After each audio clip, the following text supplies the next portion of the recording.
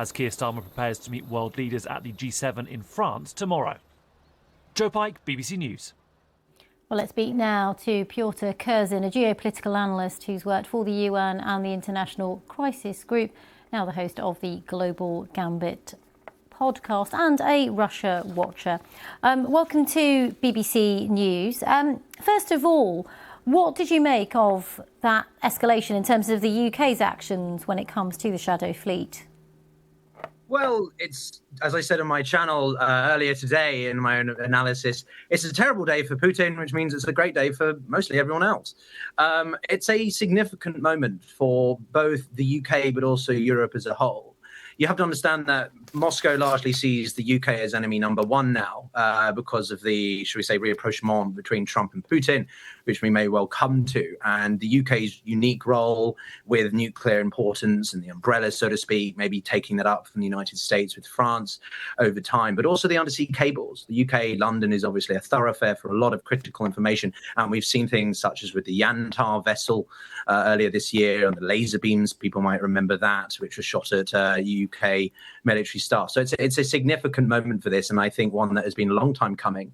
And the UK demonstrating that, along with France and maybe Germany as part of the E3, can really start stepping up and not just saying the right things as we've been doing or seeing in the past 15 months, but actually taking action. So I'm feeling quite positive about this. I was interested in a line in our article on the BBC website about this. It says that the vessel Smertos will be held and monitored off the south coast of England as investigations continue. What would those investigations be? Well, this is to try to sort of backtrace the relationship to certain people, both within the Kremlin. You have the Shadow Fleet is an incredibly murky and unclear system, and it's the bedrock, the lifeline of Putin's war economy, which in and of itself is in dire straits. It's largely cannibalizing itself at this point. So there's going to be investigations into how this is being done, how the Russians try to gather these ships and maintain these routes. And certainly there's going to be, I think, a greater work with, say, Interpol or other European partners to look at the relationship to other countries and other ships and how they go about getting these vessels, trying to cut off those lines, and perhaps enforce more sanctions on specific people or specific businesses.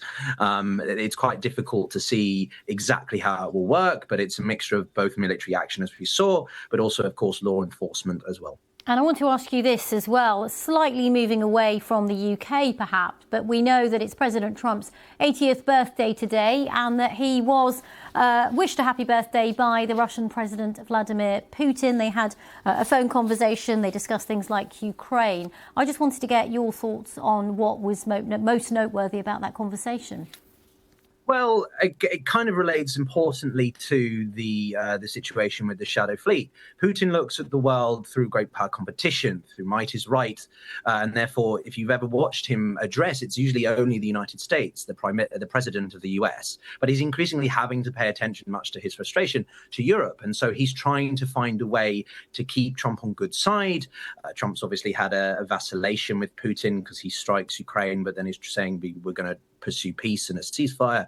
So, but also because Trump has a certain favoritism for Putin. He idolizes perhaps the centralization of power that he's done. And we can see that Trump wants to sort of do that as best he can in the United States. That's why Vance visiting Orban in the run-up to his election a couple of months ago was so bizarre, because that's the first time such a senior US official goes and rallies effectively on the behalf of another head of state. So Trump and Putin have this unique personal relationship, and certainly Putin is going to be buttering up Trump as he tries to find a way, hoping that Trump can find a way to pressure the Europeans at the G7.